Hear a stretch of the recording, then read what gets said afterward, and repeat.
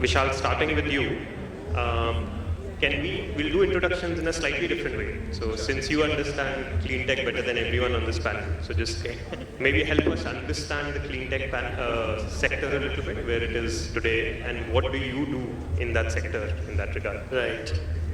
So my limited understanding about clean tech, or rather climate tech now, what you classify as a sector, is that any activity which leads to supporting climate and mitigation or avoidance of climate change. The clean tech earlier was a lot more focused on renewable energy and the waste management and very focused areas. The climate tech now has become a very broad-based theme where the application of climate tech can be in variety of software industry or mobility or aviation or even hospitality in terms of ESG. And the scope 1, scope 2, scope 3, you can talk a lot more than me on that, but the challenges that are emerging now is the challenges around climate are being recognized very well. This is not a domestic phenomenon. Internationally, there are frameworks in place now, especially the European counterparts are taking quite more seriously. Carbon border adjustment mechanism has started kind of pushing all the suppliers supplying commodities or finished products to Europe, compelling them to think how do they claim their product being not so carbon intensive while at the stage of going through a manufacturing stage. What we do in this sector is basically we make software products for energy industry with the central aim that how do we make adoption of renewables easier, efficient from the grid management point of view, so that it can create a lot more renewable energy that could get added without significant amount of storage into the grid. And that's where all the predictive analytics comes in. And when you want to have more and more renewables into the grid, the next thing which is needed is faster energy markets. And that's another leg of activity where a lot of automation that is needed to settle the energy transaction financially. So these are the two broad buckets in which our softwares are kind of deployed. We have over 2,500 renewable asset owners as our clients. We also have 15 utilities using our software product, operating behind firewall on-prem applications. And so far, we are still an India story, looking forward to kind of expand into starting with UK markets and hopefully enter North American markets in the next couple of years. Yeah. Amazing, thank you. So, Ujwal, coming to you next and picking up the theme around waste management and plastic specifically, it'll be great if you can give an overview of that problem statement, what's happening in India, and then, of course, what Lucro is doing in that space.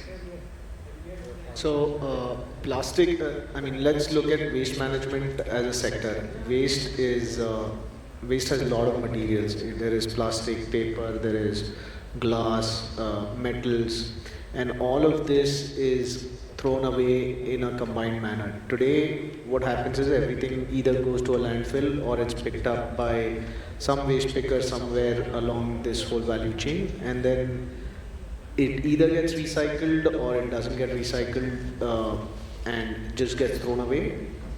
If it gets recycled, it gets into a low value added product which goes into the secondary market. So today this is the scenario of waste industry in India. Now how are we changing this?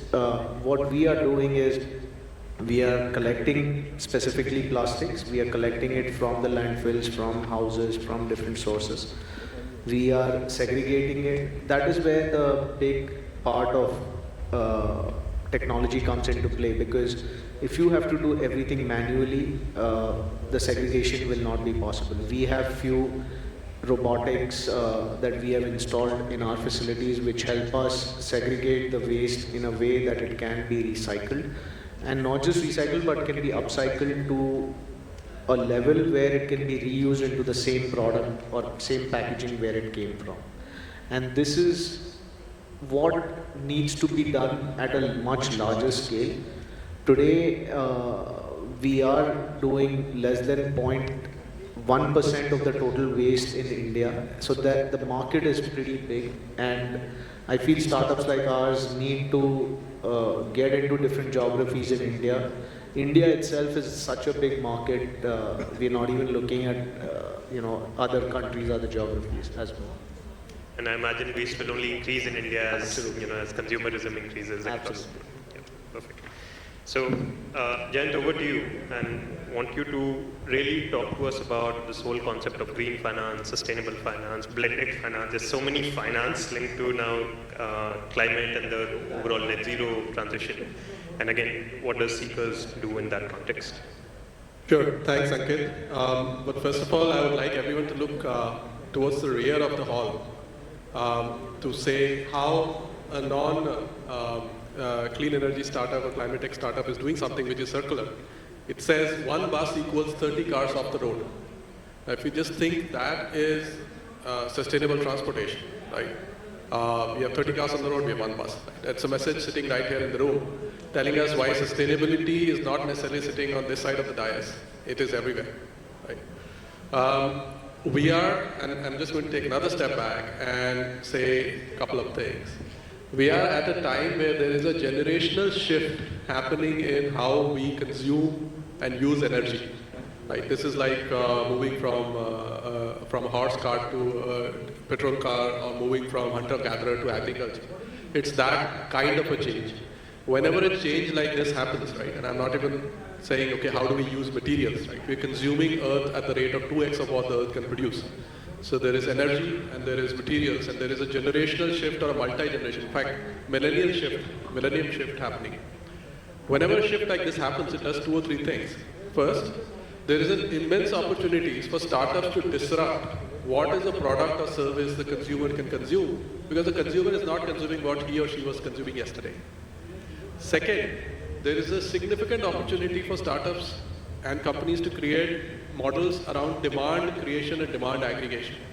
The consumer does not know either latent need or does not have unmet need, the service or the product they want to consume, right? And that can be disrupted. Again, the incumbents may be slow, you can move fast, you can disrupt it.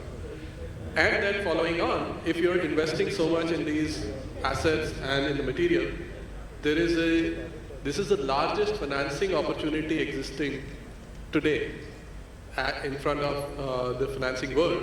Over the next 20 years, more capital is going to go into circularity, sustainability, clean energy, clean transportation, than will go into any other sector. Right? Now we just take this. Again here, startups can disrupt how finance is delivered to the customers, or is part of the embedded products and services which is done. Right? Which is why when I looked at this and I was working in a bank, I said I need to step out of this conventional thinking and start something new in financing clean energy and the circularity transition. Till date, CKers, which is an NBFC, again using a traditional license model, but trying to do stuff innovatively. It's an NBFC. We have funded more than 50 megawatts of distributed solar assets, more than 10,000 electric vehicles. And that's just a tip of what the ambition we have. We want to fund an order of magnitude or 2 orders of magnitude higher in terms of what we want to do, because that's the kind of opportunity coming in by people sitting all around when they are able to create products or respond to customer need for those products. Great. And see, we of course hear very large numbers, like McKinsey talks about $9 trillion needed globally per annum for this transition to happen. No matter which World Economic Forum report or Davos reports or McKinsey reports or UN reports you see, the next 30 years will be transformational, like all across the board. But when it comes to really driving the change, often the buck gets passed to hard-to-abate sectors, right? It has to be power which has to solve it. It has to be, the iron and steel, cement, etc., which has to solve it. But we believe, of course, that broader society has to play a role as well. And in context of this panel, we really wanted to get into what startups can do, right? And how can startups be part of that answer? So in context of that, and maybe this time starting with you, Jain, what is your view of what type of roles startups can play, climate startups or otherwise, in this transition to net zero? Thanks, Ankit. And is may have foreshadowed some of it in my opening comments, but will make it more specific. So when we are talking about X trillion to be put in, that's a simple maths. There's so much energy needed, there's so many cars needed, therefore so much dollars needed, right? If we start imagining if a Brookfield Asset Management is a startup, right, or a BlackRock is a startup, then there is a problem. So we have to see where there is space for people to disrupt, who are not already large incumbents, or who are not large incumbents becoming larger incumbents, right? So that's where, if you recall, there is new to Earth or new to India technology which comes in, right? So it's not something which is there. We create a technology or a solution or a product. New to Earth technology typically takes 10 years and $500 million easily to create, right? So it's not penny pocket size changes, but it starts in labs, right? It starts in labs, it starts small. Then there is demand. How does the consumer access or accept a product, right? Why is it necessary? I mean, simple example, a shampoo sachet of 1 rupee is a big innovation for the FMCG industry. Today, across climate tech, there are startups doing disruption around how you deliver service in terms of fractional ownership, in terms of fractional use, in terms of use and return, in terms of the packet size of what you're doing, and all led by the digital ecosystem, right? So you have demand, so between consumer and the supplier, the startup sets. And then financing. Again, traditional financing would say, go take a loan. What else do we do? How do we monitor? How do we servitize? How do we break it up? How do we package? Is again areas where startups are working, right? And there are people on this dais as qualified to speak about those kind of things in terms of understanding what startups can do on this. But these are just a handful of examples, right? On the other hand, any startup can look at its business model and say, hey, the consumer of 2030 or consumer of 2040 is going to be far more socially responsible than the consumer of 2010 or 1990, right? So am I providing for consumer of 2030 or am I providing for the consumer of 1990? Therefore, what needs to change in my product, services, offering? And how do I use it to disrupt and get more revenue and less cost and more customer stickiness, right? And suddenly you start looking at your business processes differently, you start looking at your product differently, your pricing differently, your packaging differently, your service providers differently, right? It is more evolved in economies where the consumer demand is far strong, like Europe. It is less evolved in economies like India.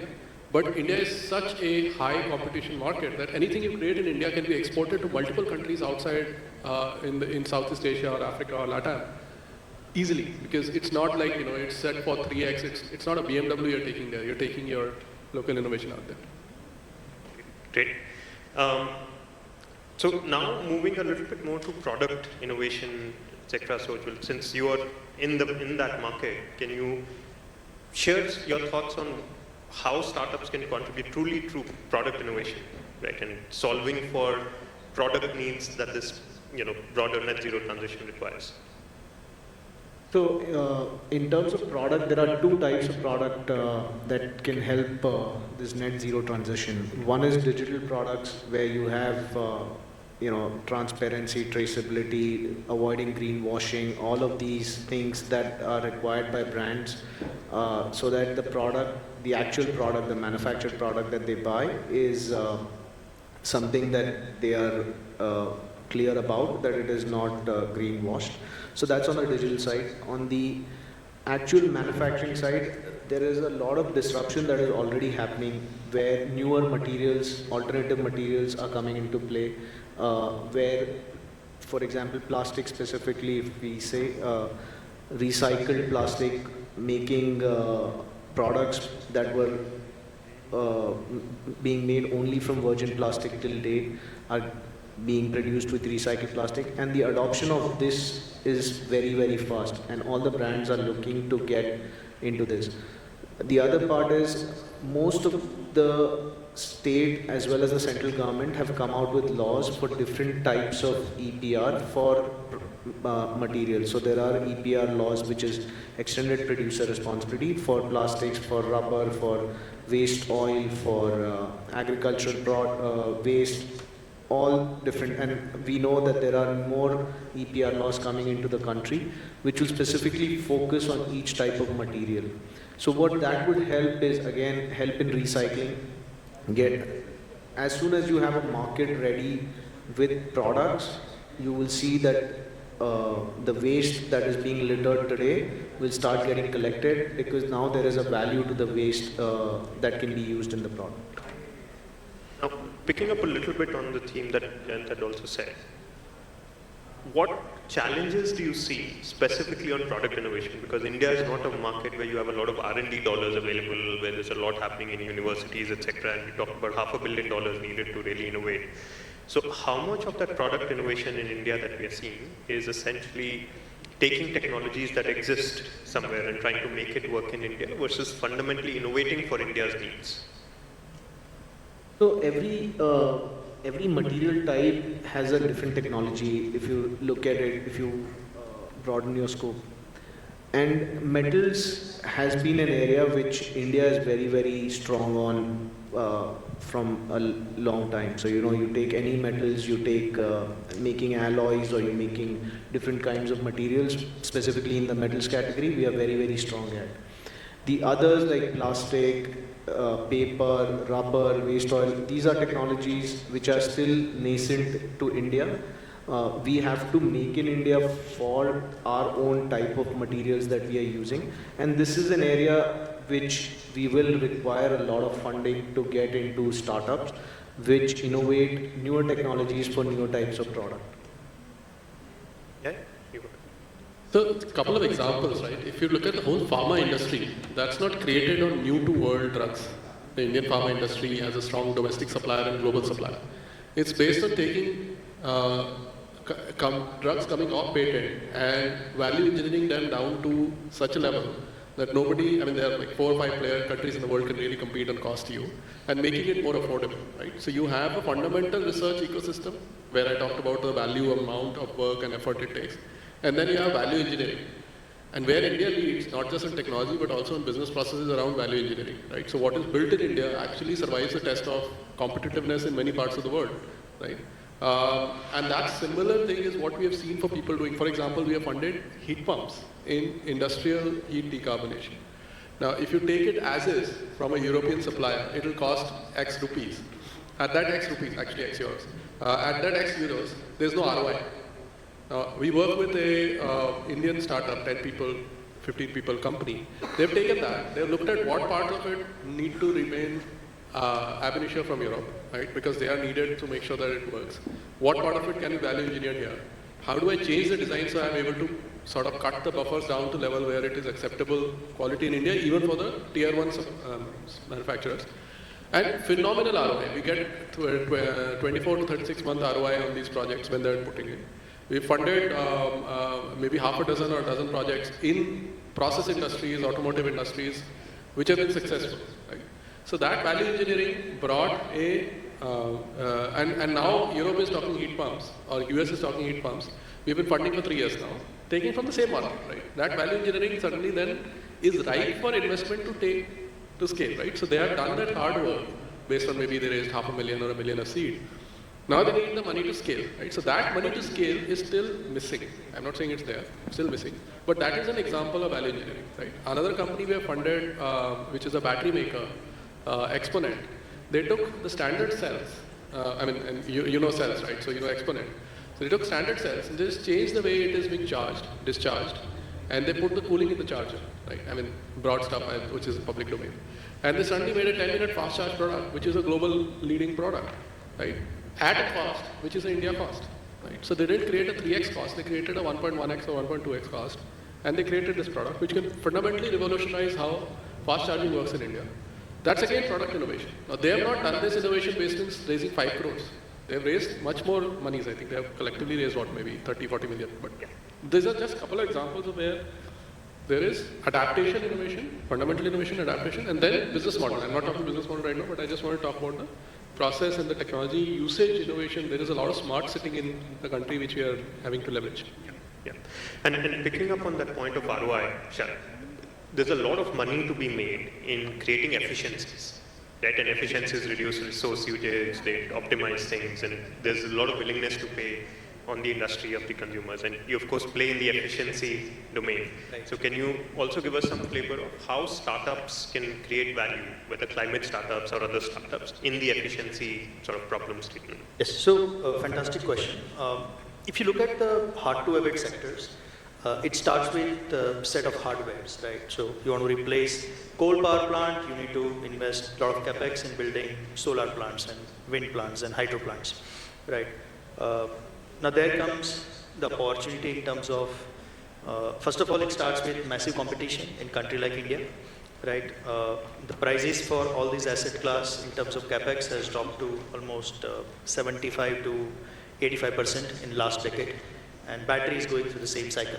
So the first challenge that comes to any investor is that will this asset perform over time? And what Ujwal was mentioning, that the second layer is the software products. Now, how can variety of software products and also the energy market can be coupled together to extract more out of your existing asset? Can you use the market to extract more, or can you use digital intelligence to extend the asset life through predictive maintenance and all? And that's where you see a lot of innovations happening. Yesterday I was attending one of the fintech sessions, and Bharat Bilby CEO, Ms. Nupur, the conversations there were very, very different level, right? They were talking about getting customers' data through payment aggregators, making a decision to lend or not to lend money to a customer within 60 seconds. Now, when I relate that ecosystem with our ecosystem where we operate, the energy is generated, injected into the grid. It gets billed after 30 days or 40 days cycle. The data gets verified anywhere from 3 months to 1 year cycle, right, if you are a market-facing entity, and then the payment settlement happens. Now, if you compare these two ecosystems, right, on one hand, you have, Flash, who is the, one of the superheroes in Avengers, and on the other hand, you have a super slow snail, right? In my view, I may be wrong, but in energy sector, if you look at the whole efficiency game in terms of connected assets, extracting value, I think it's a massive white space, right? The hard-to-abate sector, the physical assets, there are same OEMs trying to not let anybody else come in. The way innovations is coming up post-UPI in the financial sector. The UPI moment for energy is not far, but we are still not there yet. And when that happens, you will see a big change in the overall efficiency game, be it demand aggregation or demand response, where individual customer like you and me can start participating in supporting the energy market or supporting the grids, and also get equally compensated, because by then the sensors would be in place, the faster settlement would be in place. So whole ecosystem has to go through a sizable change. And I would say, in fact, one of the most successful stories in energy in India has been the LED sort of revolution, right? Where we went from being largely old school bulbs to LEDs in a matter of years. And that was all around energy efficiency. You bought it because it reduces the electricity cost. But there is still BLDC fans that we can go to. There are still more high efficient ACs that we can go to. We can go to heat pumps. There is, I think the efficiency story in India still has a lot of room to go, because, and that's an easier sell, of course, and there's, of course, companies like Atomberg, etc., that have been created with that play in mind. So I think the efficiency, this thing, as you're saying, has across the board in the B2B markets and the B2C side. Yes. So again, another parallel, right? Like how we used to consume content, that has changed the moment OTT arrived. How we consume energy is also going through a rapid transformation, right? Today we have 3-4 primary forms of energy. You use electricity for your household needs. You have a heating requirement, so sometimes the heating appliances come in. You have petrol, diesel, and kerosene in the rural pockets. All of that is fast converging into electricity. And if you look at the projections around 2050, it is said that 85% of total global energy consumption will be supported by renewable form of energy, and electricity will become the singular most source of energy. Now look at the transformation. And the second transformation that will come along with that, if 85% of your energy consumption is driven by renewables, how you consume energy should also be tailored around how the renewable energy is produced. And it's a big area, right? I mean, worldwide. Yeah. And this is now an open question. if you think about startups that are not in climate, you can think about e-commerce startups, travel startups, ride-hailing startups, fintech startups, media startups, all the other startups that are here. What would be your sort of advice to them in how they can support the net zero transition? Like, what are the type of things they can do potentially with their employees, with their customers, with their vendors, themselves? Any ideas, and whoever wants to take up. Sure, Ujwal. So I would first go with e-commerce startups. They are the ones who are promoting consumerism in India. They are the ones who are selling the hard products. Now, if there are D2C brands that are selling these products, can they start exploring options of alternative materials, alternative to plastics, alternative to other materials which are not recyclables, and can they actually start promoting those products? Because I think what we have seen is a lot of D2C brands who are focusing on a particular generation of youth in the country. When they talk about green products, they are actually able to sell it more. And there is a study that says that they've been able to sell more products to this particular generation Z or Z, that's what it's called. They're able to sell more products to them. So that is number one is how do we transition from using old style products to making it new, making it design new. Second is how can they in their own operations reduce use of energy, which is, it's said that it is very easy to do, but it is the most difficult thing to do.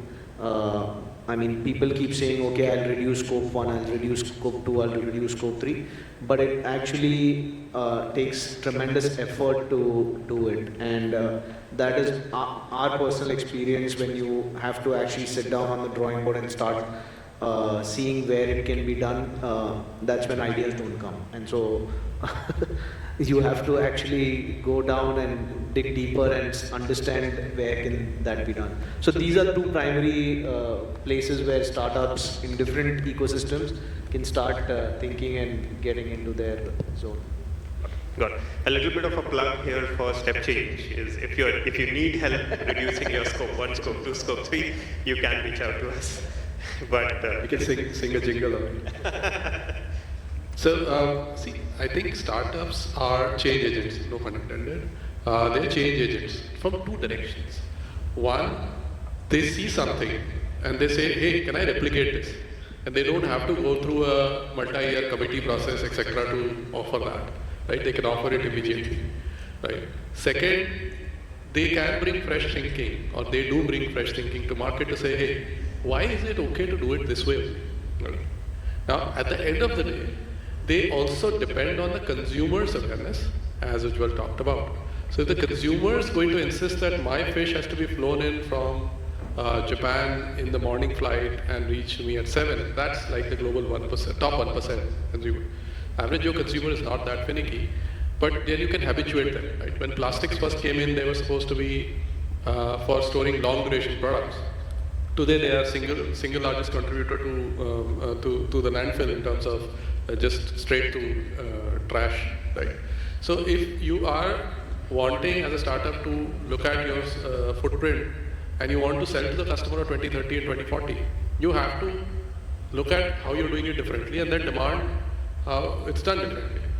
Even established companies, which are non-startups in the sense that they started 25 years ago, like Infosys, for example, created a huge building floor plate, which was far more energy efficient than anything which was offered and cheaper to build, right? So they created a huge amount of buildings, cheaper to build, less energy consumed, right? So it is possible to do that kind of thinking if you apply, and startups have an advantage of not running through long duration processes, but replicating that change. May I add a point here? So those who are not working in energy sector, India is at a cusp of kind of significant transformation. The privatization of distribution is on the cards, and hopefully with the third term with the same government, most likely it may sail through. Even if it doesn't, the size of the electricity supply market as on today, annually it's about $1 trillion. Now if you're in fintech, you would want to tap and get a sizable pie of that payment segment, right? $1 trillion per annum. We are talking about derivatives and more mature energy markets. If electricity starts getting traded in form of derivatives, I see in no time this becoming one of the largest commodities that could be traded on exchanges. So again, if you're a capital markets oriented startup, that's the opportunity, right? And I'm talking more about where the disruption could come in, because the physical asset play, there are already players, and it's difficult to make inroads because it gets too capital intensive, and then there is a pedigree of long gestation period. But there is a scope for sizable innovation and sizable impact, leaving aside all other climate related areas. But energy is the segment, climate mitigation is a segment, and electricity, generation, transmission, distribution, consumption, this entire value chain, there is enough for someone outsider to come and disrupt. And that is what I would kind of put it up as a school of thought. Got it, great. And I would say there is just increasingly also the number of employees that startups have.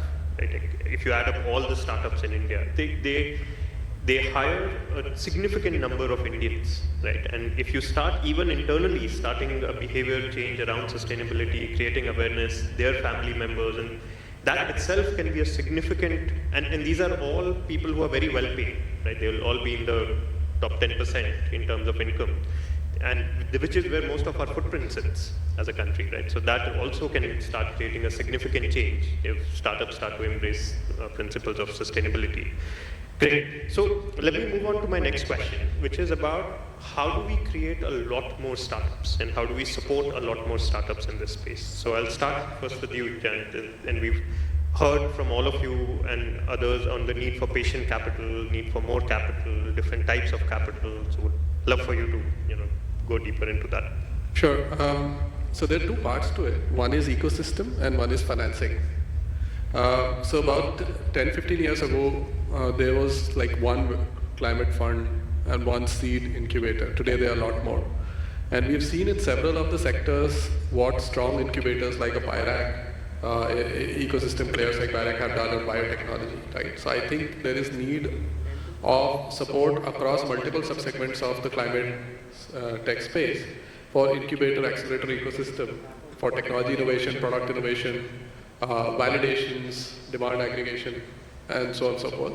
So that instead of one company trying to solve everything altogether, they are able to rely on the ecosystem to solve it. And this is something which I'm seeing a lot more momentum on in the last few years, and including I've seen VC funds actively work to create these ecosystems, or academia work to engage in those ecosystems. It's not at the level where it is in, let's say, biotech, but it should get there, that's one.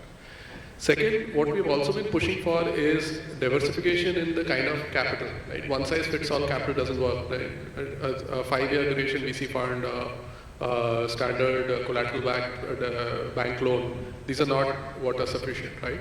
So we've been looking at patient equity capital. So for example, Breakthrough Energy Ventures, which has some Indian investors in it as well, is set up as an open-ended fund or a long-duration fund, right? We need more of those kind of capital coming in. Several of the climate VCs in India are still undersized compared to what they should be, right? So they need to be there so that people can get to the product stage, which is right. We've looked at DFI lines, right? So we've been engaging since 2018-19 with both impact investors and DFIs for blended finance. Because when you're doing all this innovation, you're trying to solve between perceived risk and actual risk, right? So you need that money to solve or be patient with you, right? So asset liability mismatches, risk protection cover, and that is more available. Yesterday evening I was sitting with about, a virtual conference where DFIs, philanthropes, local think tanks were there, and they were talking about how do we do this for the e-mobility transition. And e-mobility has already attracted so much venture capital, yet there is need for these kind of models. And then there is innovation around how the consumer gets financed. Is it all vanilla loan? Is it a mix of loan and rental? Are you able to break it down into 10 rupee packets in terms of financing? How do you pull that back? How do you downplace it to bond markets or HNI markets or peer-to-peer platforms? How do you allow the average consumer on ground to also be an investor to finance the greening of the economy, right? So there are people working in each of these areas. We just need to make sure that that push goes in and creates that ability for a Lucro or a REConnect or a CKers or other startups to be able to offer services. At the same point in time, you have a hand extended by startups who are on the D2C space, etc., to use those to become more socially responsible and more profitable, because everyone loves profit, right? So how do you become more profitable and more responsible is the mantra which they should be following. Got it. You guys want to add to this? Because from this standpoint of a startup, you've seen the need for capital, So I think two key points here. One is that how do we attain scale, right? If it's a capital-heavy industry, yes, the scale is kind of, you can linearly project it based on this much money, this much asset base. But a lot of disruptive areas where the scale has to come in, like what UPI has done for fintech. Similar things are expected to evolve in this segment as well, and the policy becomes the first foundation. We are 5th largest energy grid in the world, 4th or 5th largest renewable energy producer, and the story will continue. Now, the question is, do we have enabling policies, clarity in terms of policy? If you look at 5-7 years before scenario, especially around 2012, 2014, 15, a lot of policy paralysis in terms of how our own segment used to operate, right? Fortunately, that has changed over time, and there is a clear direction and trajectory. If that continues, there is enough capital available to support bright ideas. I think scale management is one of the critical aspects, and sustainability, as Jain mentioned, that if you want to operate in the area of sustainability, first sustain yourself. I mean, that is what I would say, and that is one of the most challenging aspects, right? And if you are able to achieve scale in that, I think you are a rock star.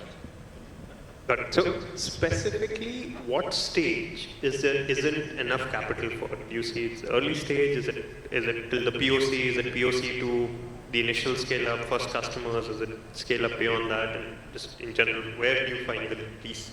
So climate tech is quite active in terms of investment circles.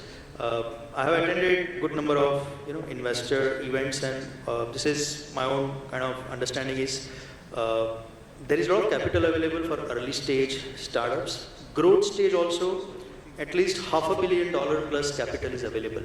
So if you look at the investment under $1 million, there are enough investors.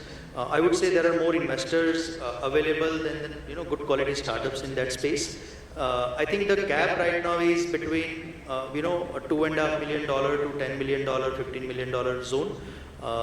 If you have a scalable idea, even if it requires capex, above $15-20 million size, there are still India-specific funds, $500 million and plus, 2-3 of them, and there are few more emerging, $200 million plus, where the ticket size could be anywhere from 10 to $15-20 million. So I think capital is not an issue, but of course it's not linearly distributed between the entire ecosystem. Sorry, and just to add to that, there are also specific types of capital which are missing. For example, asset owning capital is not available at any price. You don't get, right, unless you are like a infra fund trying to hold $1 billion of assets, right? So how do I create asset-owned-based, asset-backed models? You have to go to the HNI market to downplay some of them, right? And that's just it affects scalability and deployment. Second, a lot of the early stage money is running very short durations to get to the next stage. That's not sufficient to get validation, and they don't have the ability in-house to support the startups in those validations. So it's not just capital, but what kind of intervention that gives, right? Third, it's again still stuck in some early era. I was doing a discussion we were 30 electric mobility financiers we gathered in a room. If you gather all the VC ecosystem in India, there will be 6 or 7 specialist NBFC finance investors. They will do 2-3 deals in a year. So just 30 EV financiers are sitting in a room, and the capacity in this thing is to do 10 or 12 transactions, right? So there is a gap. There is a lot more startups suddenly coming up, and there is limited capital. As he said, you want $100,000, you want $500,000, people are there. Beyond that, suddenly the quality and quantity of people starts dropping, and then it rises when you become very large. Got it. So picking up on that asset point, you own a lot of assets, and that's how you drive growth. And especially when the TAM is so large, right? You guys are, you said, not even doing 0.1% of India's waste, right? That's clearly a large opportunity. You have a working model, right? So what type of capital does someone like you need to really scale your business, and where could that come from? So we would require a blend of debt and equity capital, and this could be one of the things that Jain said, blended finance from DFIs or large infra funds, because this end of the day, clean tech is going to be looked at as an infrastructure opportunity. It is not only a climate opportunity, because you will need to set up the whole value chain of collecting waste, recycling it, making products. So this whole thing is an infrastructure model, and it has to be, so with sustainability, you have to see it from different lenses. You can't see it only from a digital startup ecosystem. You have to see it from where are you trying to attain sustainability? Where are you trying to reduce your carbon emissions? Where are you trying to reduce your waste? So all of those are very different, and different ways of financing will be required for it. Got it. Now, yeah. So last question. So just picking up on that. So capital is one of the issues, but we talked about policy. So maybe if you guys can add a little bit on the role policy can play, and also maybe the role corporates can play, because they have to meet their targets of getting to net zero, and can of course create a lot of opportunities for startups. So from a policy perspective, we have been lucky, in fact, to have a lot of constructive policies coming up in the last 10, 15 years. Some of the issues become tricky because they are at national and subnational level, right? So there is policy overlap, and then there is confusion which gets created there. Some cases there have been policy inconsistency in the name of protectionism. So I just think we need to take a 30-year view or a 20-year view on policy and start setting it. For example, if you change building codes, this particular building could be constructed with 30% less material than it would otherwise would, without necessarily needing a retrofit to save energy or material, right? You can just reduce the material by saying, you insist that this has to be not more than X per kg, which is the same efficiency approach which you talked about. So to that extent, policy is there. It is benign to supportive. In very limited cases, it's anti. But there needs to be clarity of thought and execution of the policy, and in the subnational and national recon on policy. You guys want to add? I think the foundational challenge is, if you look at fintech, you have one RBI in one country. When it comes to electricity, you have one RBI equivalent at national level, and there are 30 mini RBIs in each territory. And what we have seen as a policy flip-flop, one way the government of India will go out and say, finance the renewable story in the country like Japan will invest, and many other countries will invest. And then comes Andhra Pradesh and starts cancelling PPAs, not making payment. Punjab again, the change in government. You cancel all the power purchase agreement and celebrate it as a victory. Now what happens to those investors, right?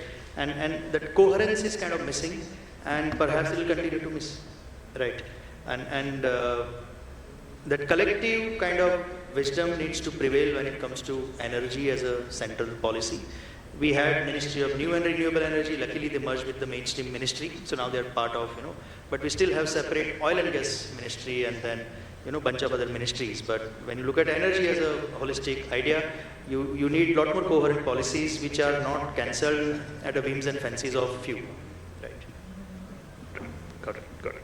And anything on corporates? Because since you work with a lot of... So the corporates have a responsibility that they have taken, that they need to reduce their waste. But apart from that, the government has also brought out a lot of policies in terms of EPR, which is extended producer responsibility, for different material types. And that, I think, is going to drive a lot of innovation in terms of recycled material across the country, with products that will be adopted by corporates, because these are all green products. Government is also coming out with greenwashing norms. They're coming out with green dot products. All of these, I think, a culmination of these policies by this year end, we should see a lot more changes coming into play from year 2025. Great. So overall, to summarize everything we heard today, this is one of the largest transitions the world is seeing, so there's a lot of opportunity across the board. We do think startups will have a disproportionate role to play, both climate startups, but also startups, other types of startups, to the services they bring to their own employees, through efficiencies they bring to the ecosystem. And we could, of course, get a lot more out of, a lot more capital into the system, a lot more policy coherence, and of course, partnerships with corporates, many of them who are here. With that, I'd love to thank all of you. Thank you for your time.